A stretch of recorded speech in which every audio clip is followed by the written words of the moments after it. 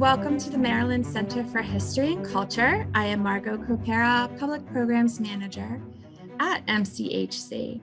I wanted to thank everyone who is joining us today and welcome to our first public program for the spring 2022 season. Today's program will focus on exploring America's early fight for economic and political independence and highlight the narratives of lesser-known individuals, those who fought alongside the war heroes, but who are often not celebrated.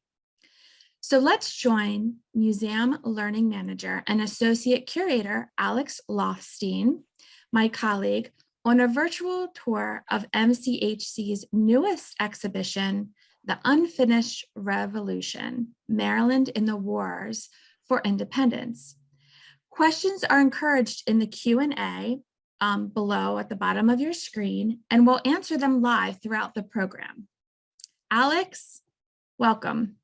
Thank you. Thank you all so much for joining us. Like Margot said, my name is Alex Lothstein. I'm the Museum Learning Manager and Associate Curator here at the Maryland Center for History and Culture, and I was one of the lead curators on this exhibition. So also, like Margot said, I'll be answering questions after each kind of pod that we're going to talk about, but feel free to put them in the chat. So I want to start a little bit about why we did this exhibition. So this exhibition is called The Unfinished Revolution, Maryland and the Wars for Independence. Just a little bit of background. One of our goals for this exhibition is to tell the full story, the continued story of American history. For those that are familiar with the Maryland Center for History and Culture, this used to be an exhibit that talked about the War of 1812, but now it talks about the American Revolution to the War of 1812. We wanted to connect those stories because the American Revolution was the fight for political independence and perceived economic independence, but the War of 1812 and the QuasiWar, which we're also going to talk about, was the fight for that economic independence. And after the War of 1812, the new United States finally achieves that economic independence. So we're going to be walking around. My colleague Chloe is going to be pushing the cart as well and helping out. And we're going to be moving the camera when we go and see things. So we'll give you a heads up ahead of time, just so in case anyone is a little sensitive to movement, a little bit of warning. But the way we start the American Revolution is by talking about the French and Indian War. So when we talk about the French and Indian War, we look at it as the first really global war that the 13 colonies are being drawn into. Now, it's worth noting that Maryland was not heavily involved in the French and Indian War. There were regiments that fought. There was no major fighting in Maryland. You have individuals like Colonel Edward Fell right here who are taking part in militia regiments. You also have some individuals like Jonas Green, who's going to use this powder horn right here during his involvement.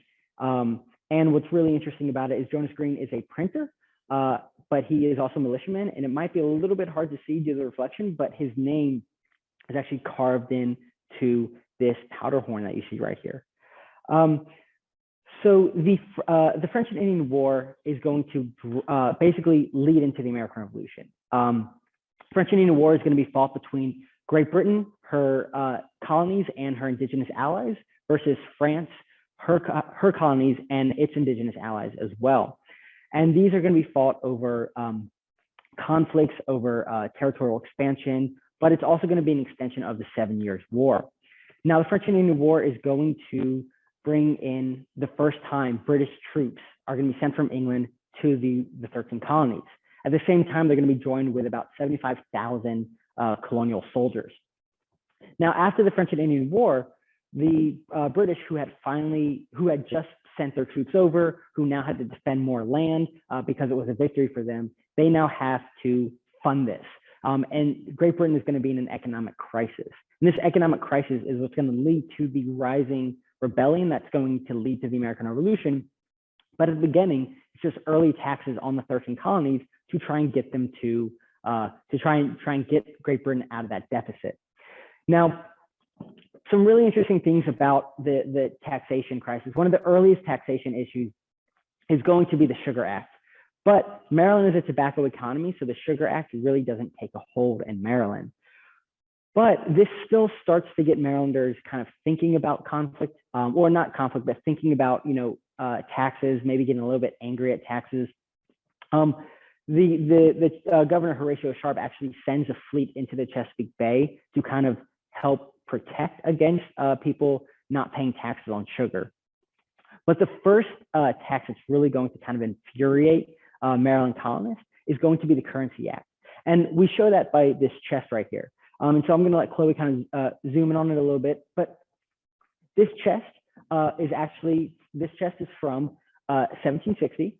And it was the treasury chest of the state of Maryland. Oh, sorry, I should say the colony of Maryland.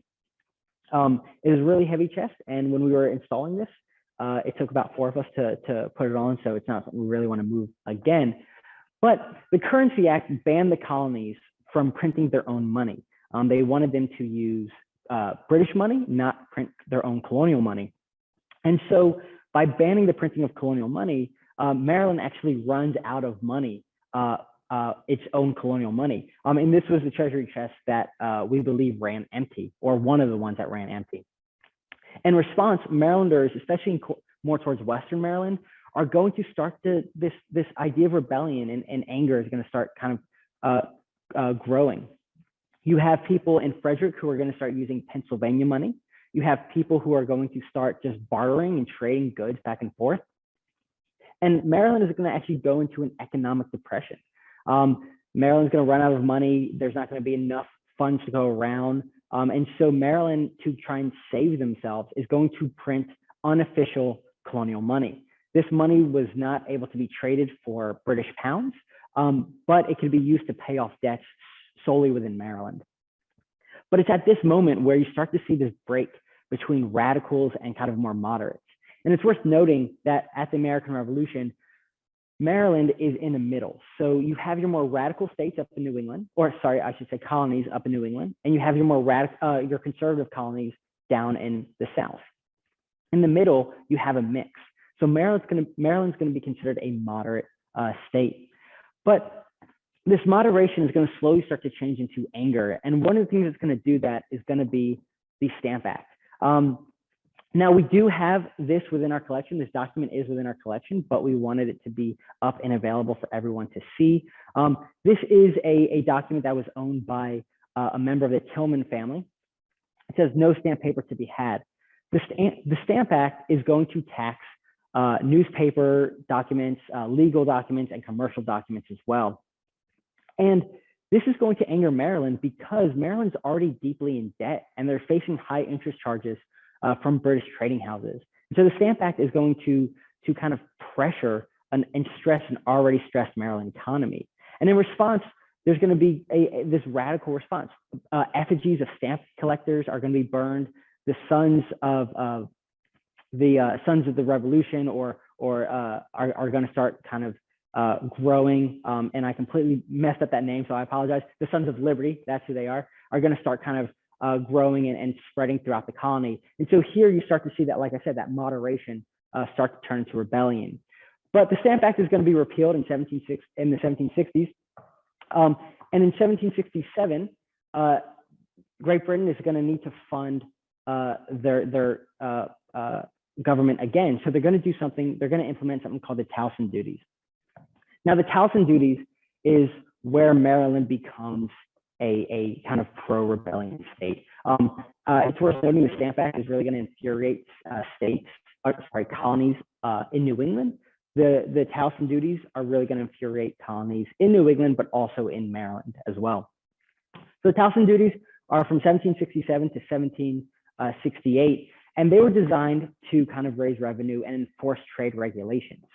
Now, in response to this, Maryland and a lot of other colonies are going to start something called non-importation. They're going to, in a sense, boycott British goods coming in. And these goods can range from anywhere from, tea to silver to all sorts of different types of items. But in Maryland, the merchant class, who is against kind of this boycott, is going to set it up so that there are enough holes within the non-importation that goods can keep coming in. So really you have kind of the radical response starting to grow, but that merchant moderate class is going to kind of tamp down on that. But Maryland's going to have its own like spark that's going to happen. And that's actually going to be because of the Townsend duties. And it's going to happen in 1774. Well, I should say not Townsend duties so much as non-importation. In 1774, we have Maryland's own version of the Tea Party. It might be a little bit hard to see, but there's a painting up there that we got on loan, or a graphic of a painting that's on at the Maryland State House, and it's called The Burning of the Peggy Stewart. So in October of 1774, the Peggy Stewart, which was owned by Anthony Stewart, is going to arrive into the Annapolis harbor, and it's going to have smuggled British tea. Now, he will have paid the duties on it, but it would have violated Maryland's non-importation. And so radical groups are going to come down, and one of the radical groups is going to be led by Mordecai Gist, this gentleman right here.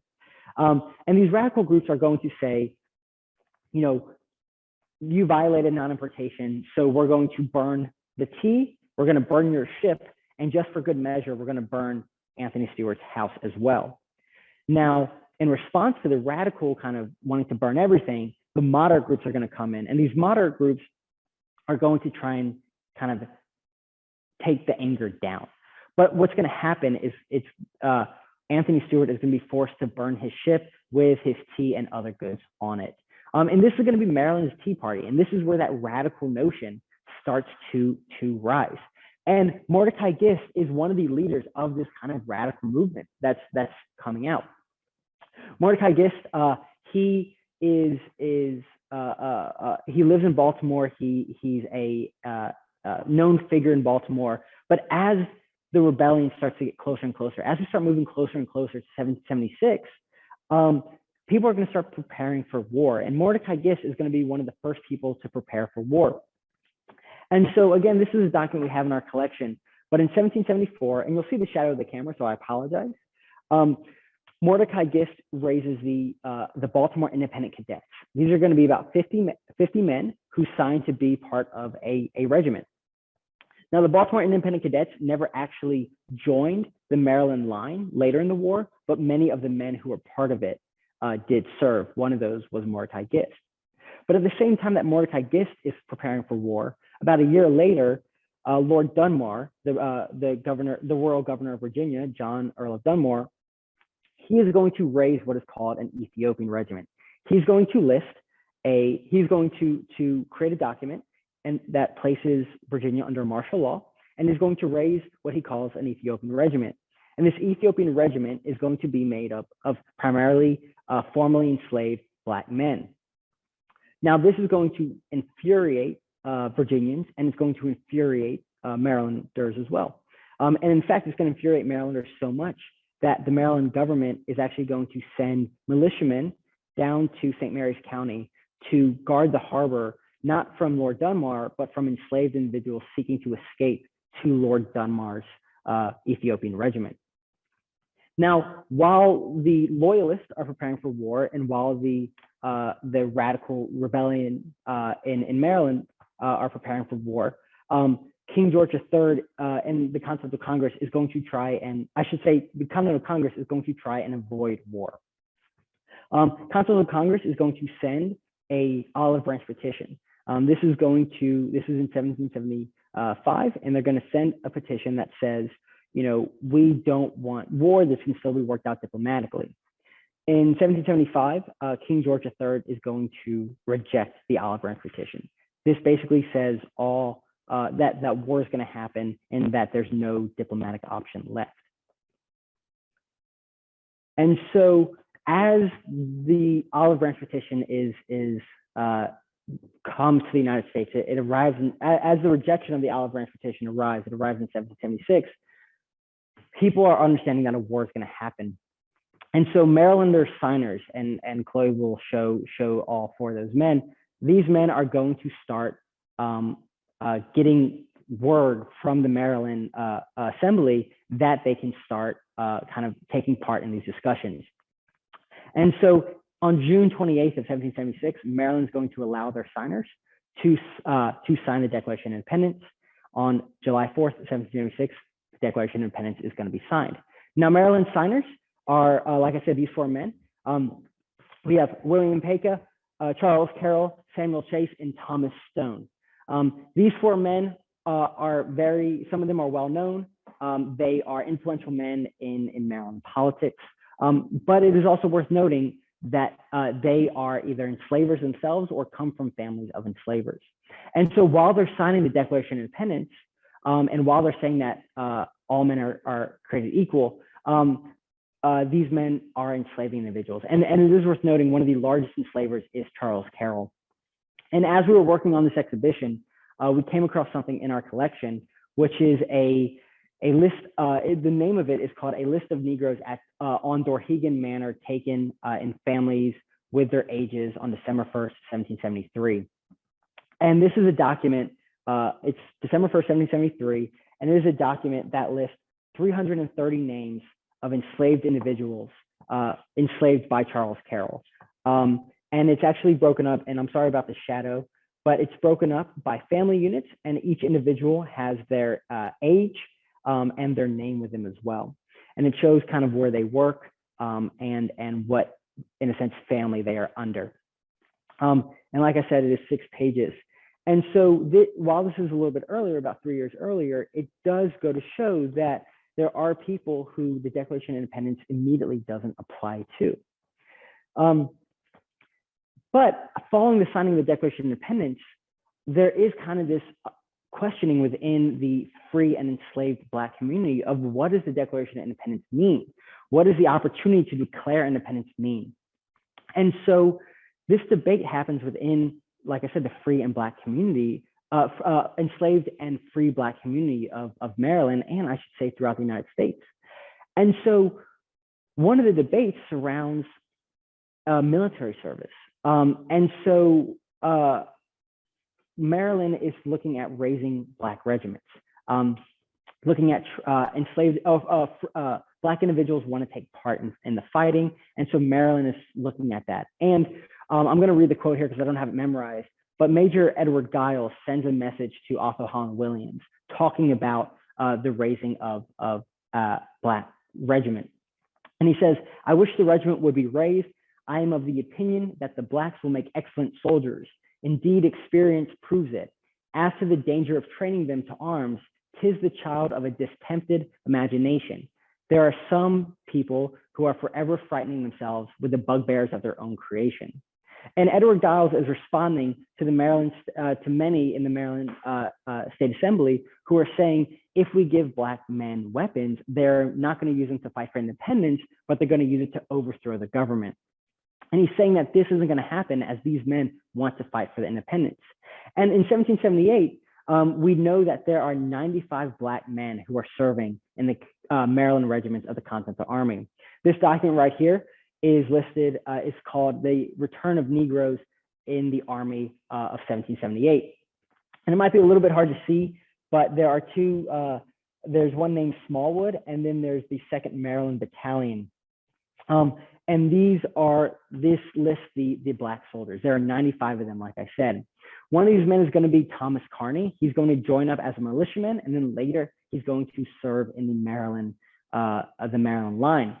Thomas Carney is going to be one of only 4 Black corporals in the entire Continental Army, and he's going to be the only one outside of a Rhode Island regiment. That Rhode Island regiment was an all-Black regiment. So Thomas Carney is going to be the only Black corporal in any mixed regiment of the United States. Now, it's also worth noting that the discussion of what independence meant also applied to people who are enslaved. Some believe that independence might be achieved following a victory, but others believe that independence might be achieved by escaping to the British. And so when we were working on this exhibition, we came across this document from the Maryland Loyalism Project. It is a list of documents from the 1780s listing the names of formerly enslaved individuals who escaped and followed the British Army throughout conflict. These individuals are going to be sent up to Nova Scotia, but 2 names jumped out, and those 2 names, and I'm sorry, I'm going to lift this camera up, are Rebecca Williams and Rachel James. Rebecca Williams is about 25, Rachel James is 9 years old, and they are listed as formerly slaves to Frank Molden of Maryland, and they joined Lord Horatio's fleet in 1777. So what this means is that these women, not Horatio, Lord Howe's fleet, as Lord Howe is sailing up to Chesapeake in 1777, these two women escape and follow the British Army throughout the war. To them, freedom was with the British Army, not with not with the United States. Now, we also want to ask, what did independence mean to women? A lot of women believe that this would be the chance for them to gain rights and liberties as well. And so to kind of tell this, I need to go back to the signers. In 1776, the Continental Army is retreating through New Jersey. They're being chased by the British Army. And as they get closer and closer to Philadelphia, Continental Congress decides to escape. And they escape and come down to Baltimore. And they meet at a place called Henry Fite's Tavern. And this is actually the chair from that tavern. While they're there during the winter of 1776 to 1777, and they hear about George Washington crossing the Delaware in 76, and they also hear about the 10 crucial days, the victories at Trenton and Princeton. And in response, the Continental Congress wants the Declaration of Independence printed again, but this time they want it printed with their names on it. And so they're going to turn to a Maryland printer. They're going to turn to Mary Katherine Goddard. Now, Mary Katherine Goddard is a Baltimore printer. She is the postmistress of Baltimore. She's known to be a very well-known printer.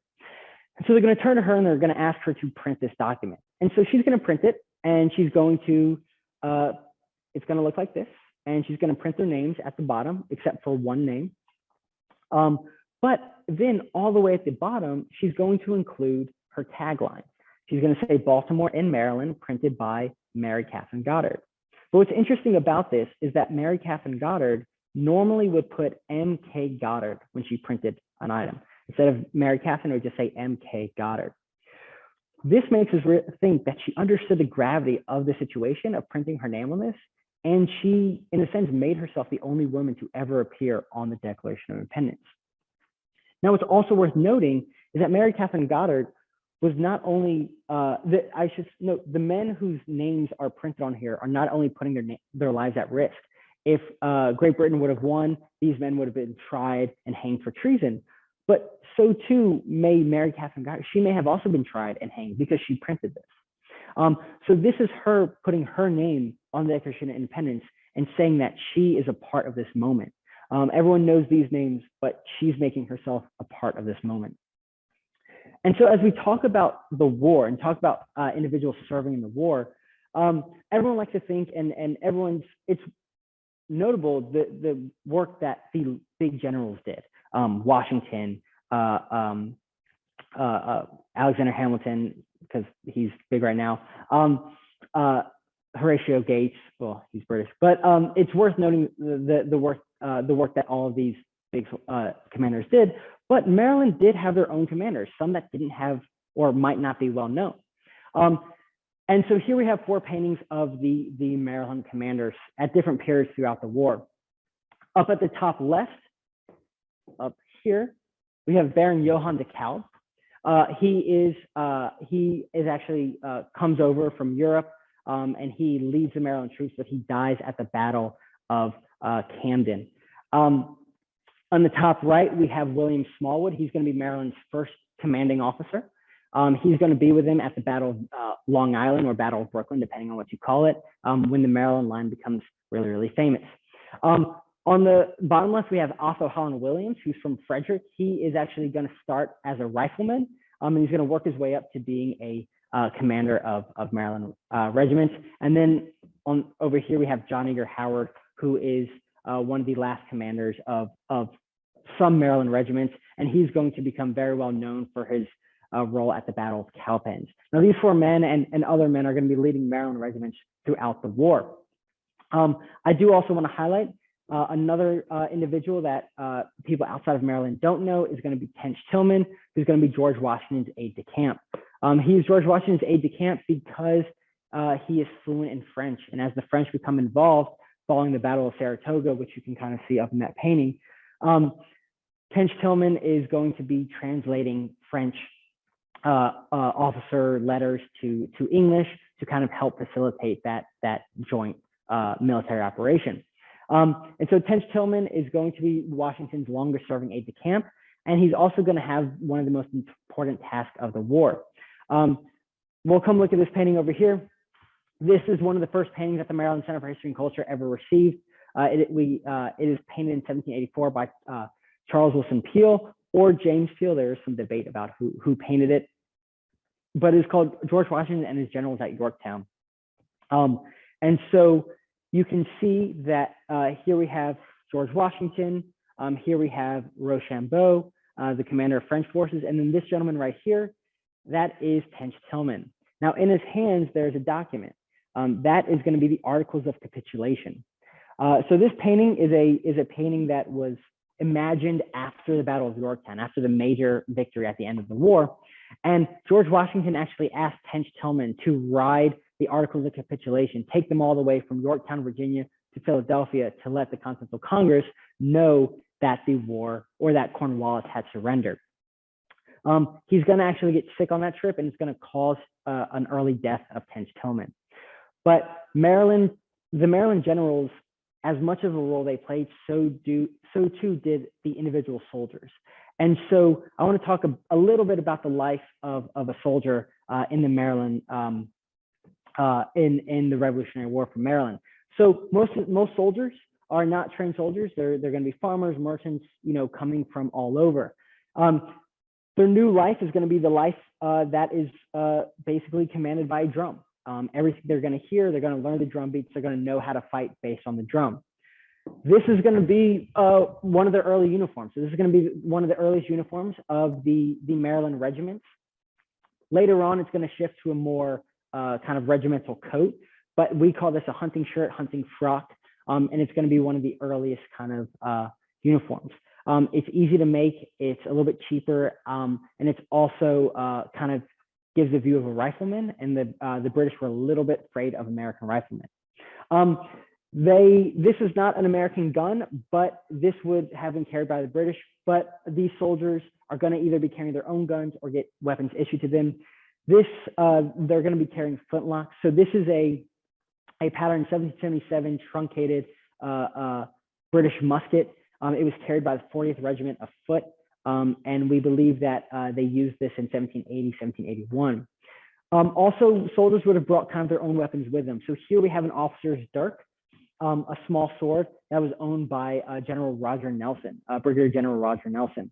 He's a really interesting figure.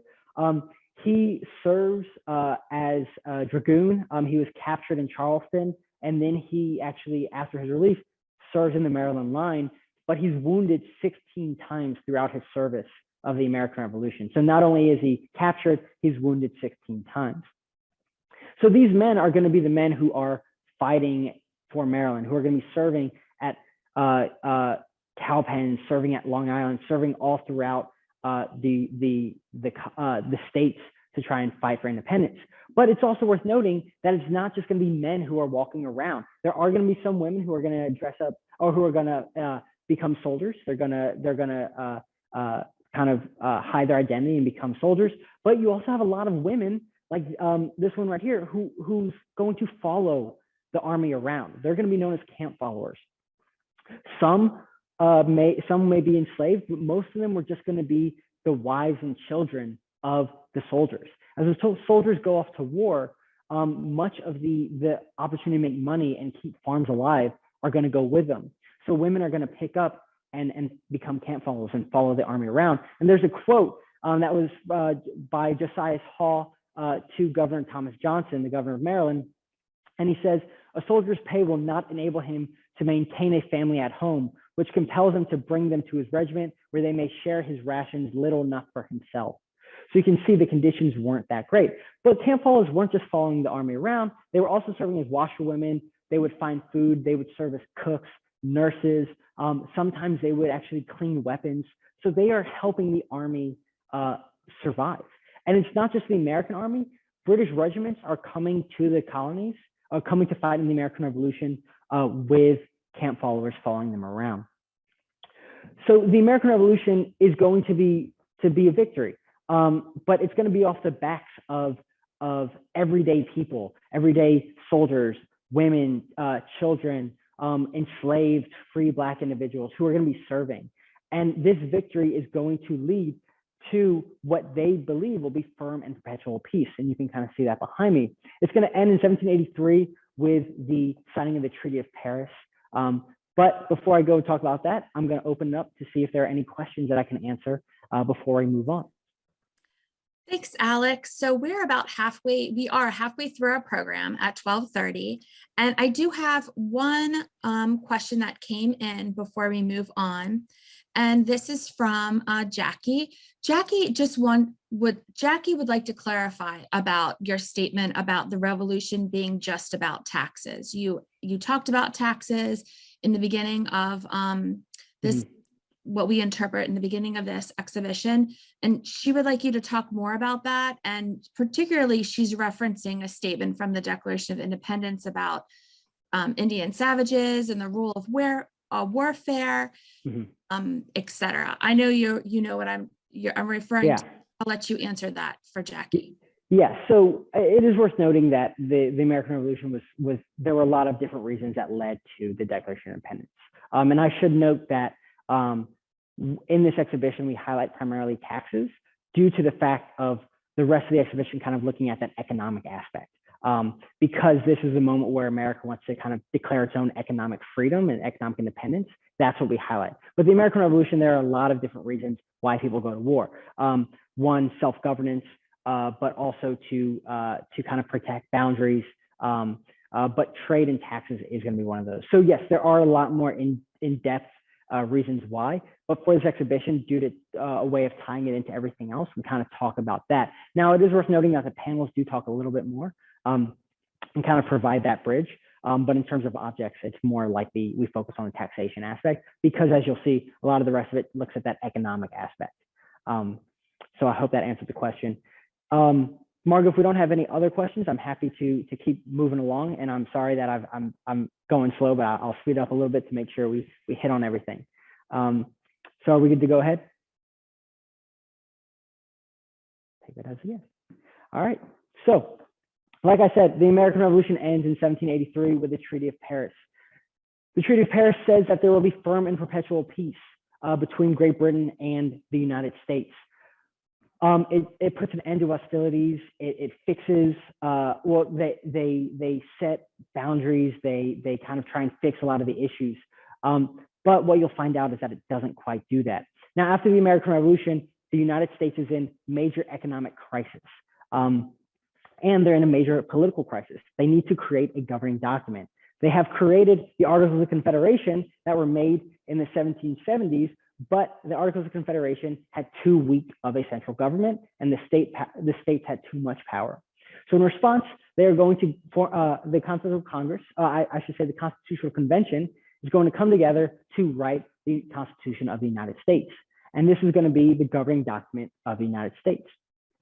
But things that are going to be left out are promises of independence and liberties for people of color. It's not necessarily restricted in it, but they are going to be left out.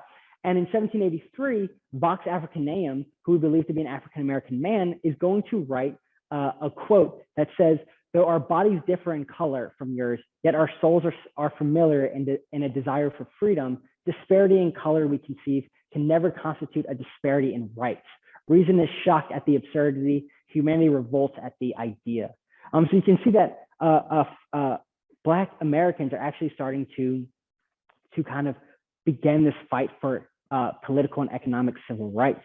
And you actually do have Black Marylanders who attempt to run for office. Thomas Brown tries to run for office, but he's actually been not allowed to because he is African American. So following the American Revolution, Maryland actually clamps down on the rights of free and enslaved Black individuals.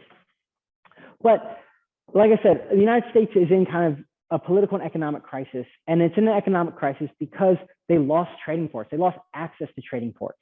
And so America is in a severe depression.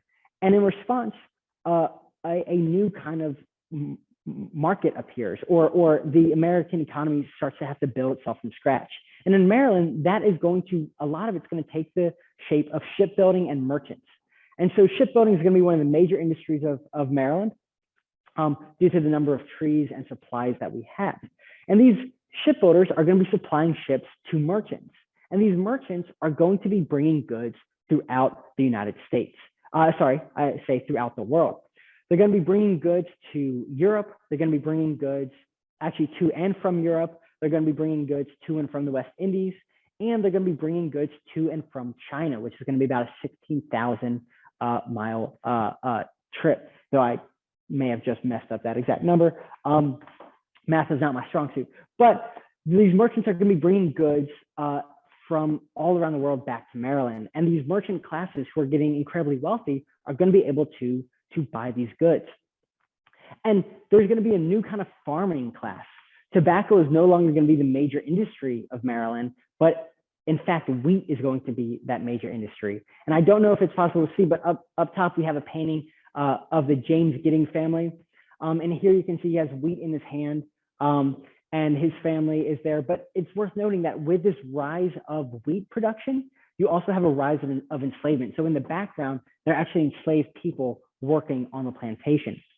Now, as merchants are bringing Maryland wheat across the world and Maryland and goods back into Maryland, they are going to be kind of entering a world that they don't understand. The United States doesn't have a major navy. There's going to be military conflict happening in Europe. The French Revolutionary Wars are going to start happening. And so Maryland merchants are going to be sailing on seas that are controlled by European navies. And because of that, these European navies are going to force the Marylanders and American merchants to adhere to their demands.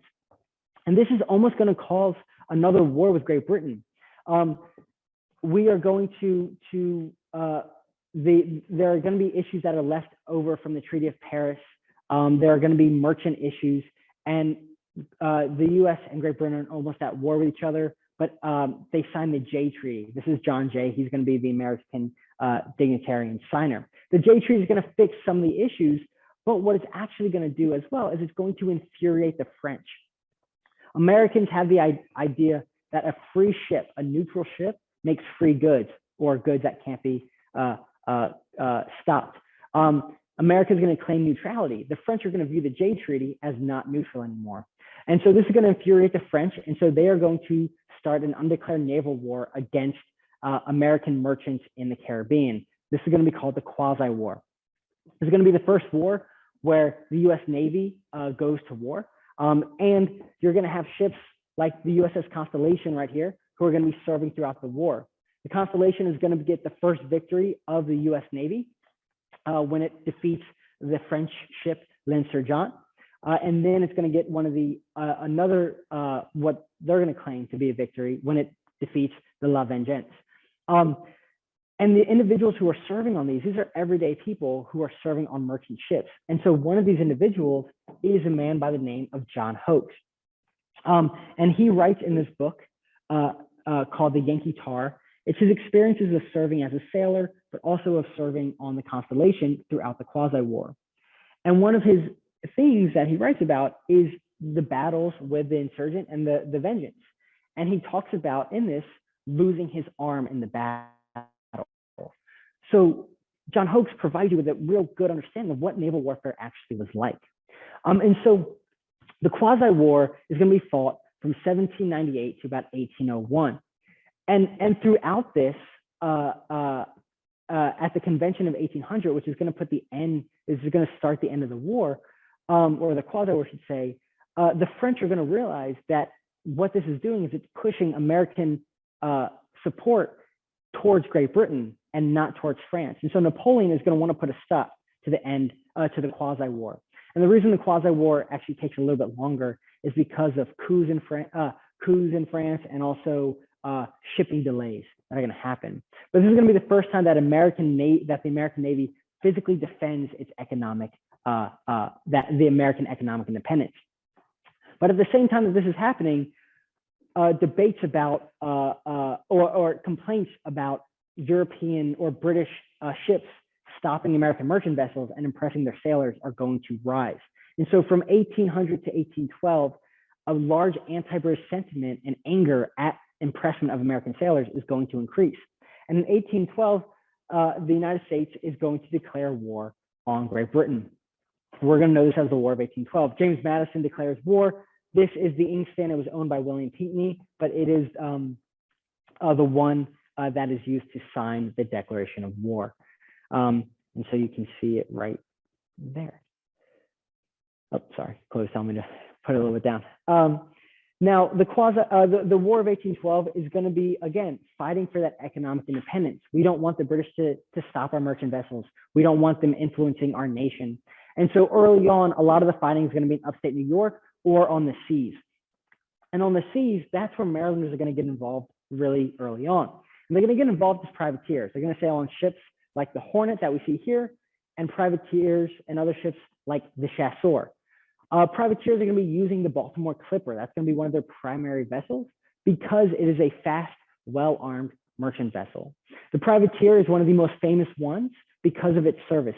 It's serves all throughout the war, different owners, but it becomes really, really famous because of its commander, Thomas Boyle. Thomas Boyle is he's a naval officer. He started when he was 10 years old, and he takes over command of the Chasseur, and he's infuriated about the British blockade, where the British would just claim that they were blockading the states when they actually weren't. They would do that to terrify the Americans. So Thomas Boyle is going to take the Chasseur and sail all the way to England and put a one-ship blockade on the entire Isle of England. One of the individuals who's going to join him is going to be this man right here, George Roberts, who's going to be one of the African-American man. He is we believe he was probably born free, though we don't quite know. But he's going to become so well loved for his work as a defender that is going to be honored as a defender of Baltimore. And he will have served on the Chasseur as one of the famous privateers. Now, it's worth noting that there are sailors, black sailors serving on privateers, but there are also enslaved black individuals who are serving once again with the British. So the British are going to recruit about 300 formerly enslaved men to make up the Colonial Marines, who are going to be a all-black regiment of the British Army. Now, the war is going to come to the Chesapeake in 1813 with raids on a lighthouse in Virginia, the Cape Henry Lighthouse. But the actual war is going to come to Maryland. The British are going to start what they call controlled intimidation, which are going to be looking at trying to intimidate the Americans through raiding villages. In response, Joshua Barney is going to create a mosquito fleet that is going to be used to attack the British ships throughout the Chesapeake region. One of the individuals serving on this mosquito fleet is going to be Charles Ball, who is an enslaved individual, third-generation enslaved individual, who actually escapes as a fugitive and serves under Joshua Barney. And he wrote a narrative in 1836 about his life. Now, the mosquito fleet is going to annoy the British throughout the war, throughout the Chesapeake region. And the British are going to capture or are going to surround it. And Joshua Barney is going to take his men, and they are going to then march as soldiers in the Battle of Bladensburg. In the summer of 1814, the war the land war comes to Maryland. And the first major battle, and I say major because there are smaller ones, is going to be the Battle of Bladensburg. The British are going to march on Washington, D.C., and they're going to be met by American regular soldiers and also militiamen. One of the men who's going to be in the British Army is going to be George Robert Glee, who we see here. He wrote a book called The Subaltern in America, which is his rank, and he's talking about his experience. Now, this is going to be a major defeat for the Americans. It's going to be called the Bladensburg Races. One of the individuals who's going to see this battle happening is going to be Rosalie Steer Calvert. The Battle of Bladensburg is going to be fought almost on her land, and she's going to be seeing the battle happening outside of her window. After the war, she, her husband, and their enslaved individuals are going to be cleaning up dead bodies, cleaning up from the battle, and mending and taking care of the wounded. The Battle of Bladensburg is going to allow the British to march on Washington, D.C. If you were in Baltimore in 1814, you could potentially see the glow of Washington burning from over the tree line. People in Baltimore knew that they were next because the British called Baltimore a nest of pirates. And so Baltimore was already preparing for war. By the time the British come to Baltimore, there are about 15,000 men defending the city. And these men are going to be prepared to defend with their life. And as the British land, as the British make their way up the Chesapeake, they land. The first major battle is going to be called the Battle of North Point. And the Battle of North Point, as we can see in this painting, this is supposed to be a delaying action for the Americans. The Americans want to delay the British from marching on Baltimore. And so this painting is actually done by Thomas Ruckle. We have his image over here, which will show Thomas Ruckle. He looks very wizard-like in this self-portrait. But Thomas Ruckle is a soldier. He is serving in the American lines, and he paints his painting. He ducks behind a tree and kind of sketches it out. This is a fantastic painting of the battle. You can see in this painting different regimental uniforms, different regimental flags. You can see riflemen. He gives a really good understanding of the Battle of North Point. Now, like I said, the Battle of North Point was supposed to be defeat, and it was. But the Americans actually killed Major General Robert Ross. He's the commanding officer for the British Army. Imagine the losses if Eisenhower was killed before D-Day. That's how big of a loss this is. And so the British are slowed down, and the Americans are able to come back and set up defenses around Baltimore. Now, who's fighting? Who's in the American lines? Well, it's worth noting that most of these individuals are going to be citizen soldiers. There are about 53,000 Marylanders who are taking part in the War of 1812. A lot of them are going to be serving around Baltimore. You have men such as Captain John McHenry, who is the son of James McHenry, who Fort McHenry is named after. You have Captain John F. Hoss, who was born in 1793, who's actually a drummer boy during the war.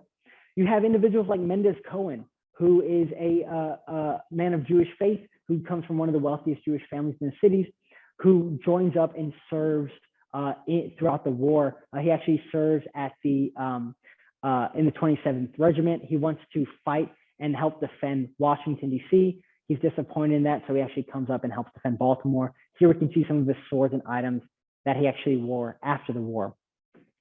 But you also have hundreds, actually I should say thousands of other names. And within our collection, we have muster rolls that we can see here that list almost every single individual and regiment. This is the muster roll for Andrew E. Warner's 39th Regiment of Maryland Militia. And you can see a lot of different names. Andrew Warner's name is up at the top where the captain would be. But one of the most interesting names is actually down here. It might be a little bit hard to say, is Christian Smith, number 25. Now, Christian Smith, the reason he's interesting is because when you look at his line, he's actually listed as discharged because he's too young. So he joins up, he's too young, and they actually discharge him. But you have people of all different ages wanting to join. You also have enslaved individuals who are running away to join. And this is a runaway ad, and I'm going to move the camera, for a man named Frederick Hall, also known as William Williams. Frederick Hall runs away, he escapes enslavement, and he joins up with the defenders at Fort McHenry. Only 4 men are killed during the bombardment of Fort McHenry, and Frederick Hall, William Williams, is one of those men. He believes that he's going to get his independence when he escapes and fights the British. He might believe that he's also going to earn his independence by fighting. He may just also want to experience war, but he is going to die defending Baltimore. And these are the items that that American soldiers would have carried with them. They would have carried muskets, powder horns. Select regiments would have had powder horns, their shako hat. One of the really cool items that we have is a belt buckle, number 9. It might be a little bit hard to see. Number 9, that is a belt buckle for the 39th Regiment, which was actually the regiment that Andrew Warner commanded. Andrew Warner was a silversmith. So he is a silversmith before the war. He is a well-known silversmith, and he is actually tasked with making regimental belt buckles. And so that is a buckle that was carried by his regiment.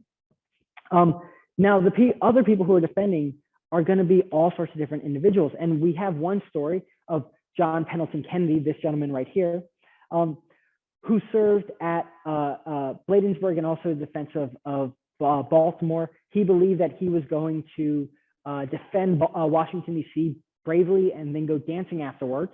And so he brought his dancing pumps with him. During the march, he lost his military shoes one night. And so he had to fight in his dancing pumps. So there's really, really cool kind of stories. Now, the defense of Baltimore is going to be both land and naval. This is a painting also by Thomas Ruckle of the assembling the troops for the defense of Baltimore. This is at Hampstead Hill, where Patterson Park is now. It's another wonderful painting that Thomas Ruckle did. It shows almost every different types of regiments, different uniforms. It also shows everyday people who are going to be living in Baltimore and coming up and seeing this battle as it's happening. The Battle of Baltimore wasn't just affecting the soldiers, it was affecting the individuals living in the city. A lot of them are going to be sitting on their roofs during the bombardment, watching it happen. And they're going to be watching the bombardment of Fort McHenry. Now, bombardment of Fort McHenry is a glorious, major moment that everyone knows about, but not everyone knows what the bombs that burst in air and the rockets that red glare look like. When we say rockets that red glare, this is what we're talking about. This is what the rockets look like. When we say the bombs that burst in air, they're going to be bombs that look like these. These bombs are going to be fired off of what are called bomb catches that basically have a massive mortar in the middle. The defense of Fort McHenry, it's going to start on September 13th, and it's going to be a 25-hour-long bombardment in the middle of a storm.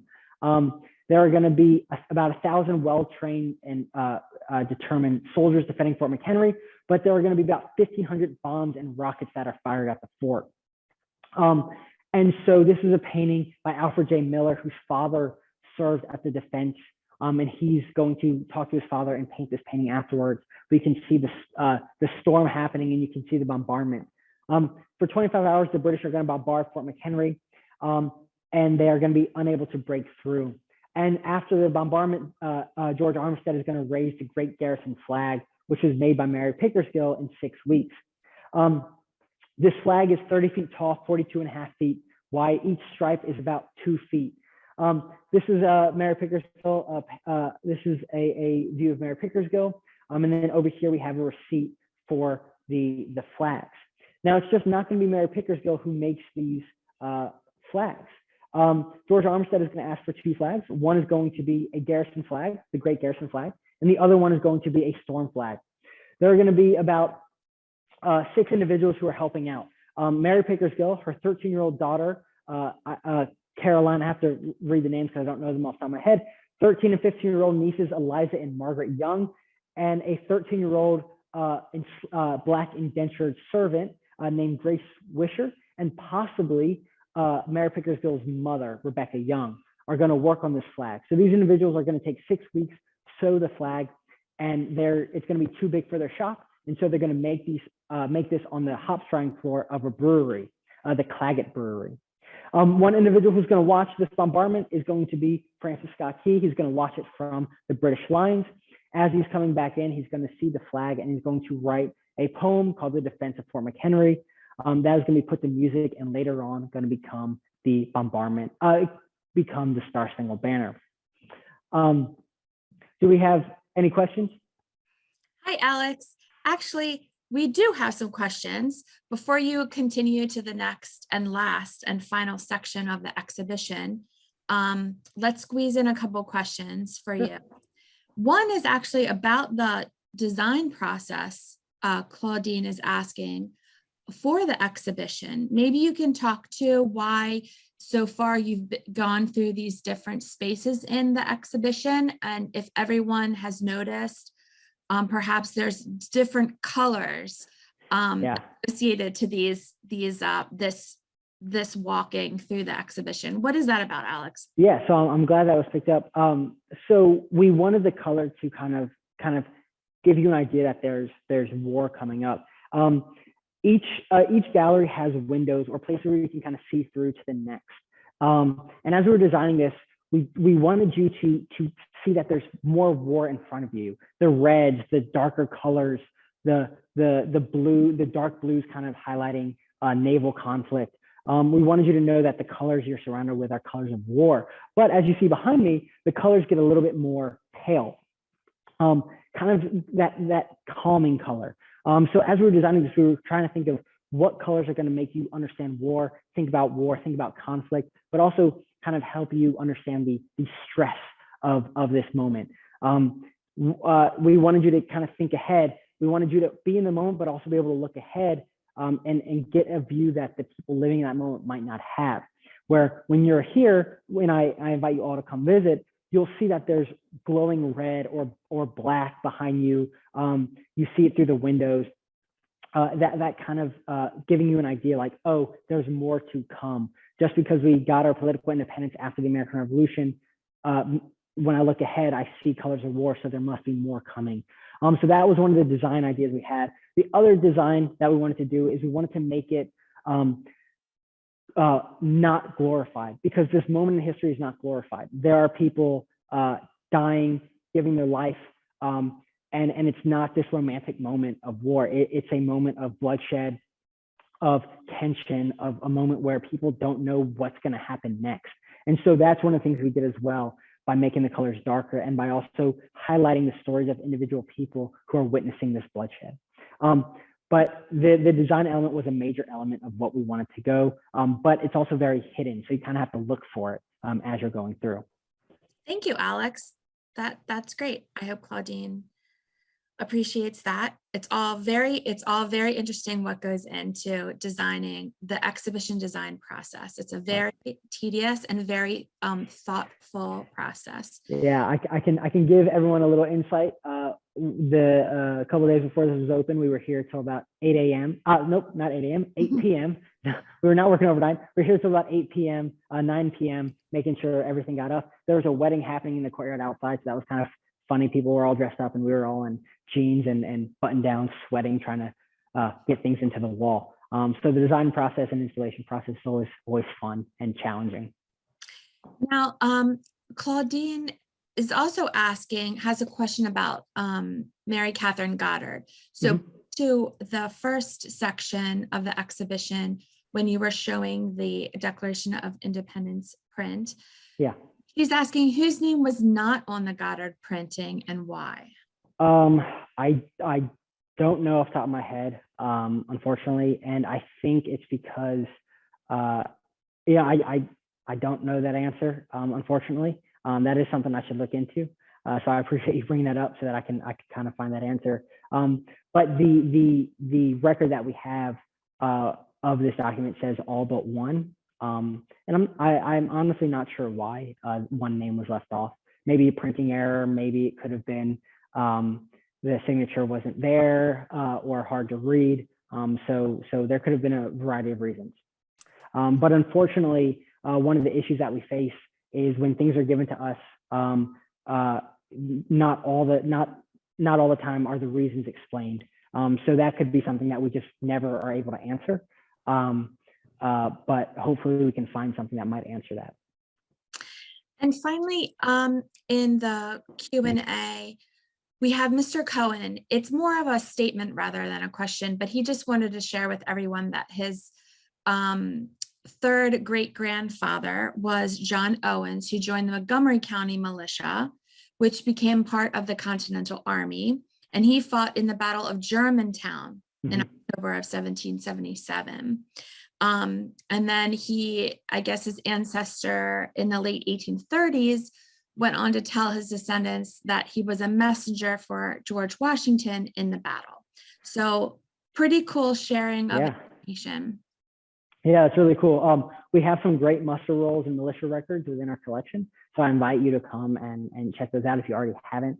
But the Battle of Germantown was a major moment for the Maryland line, and they were going up against an enemy they fought multiple times, which is going to be the British 40th Regiment of Foot.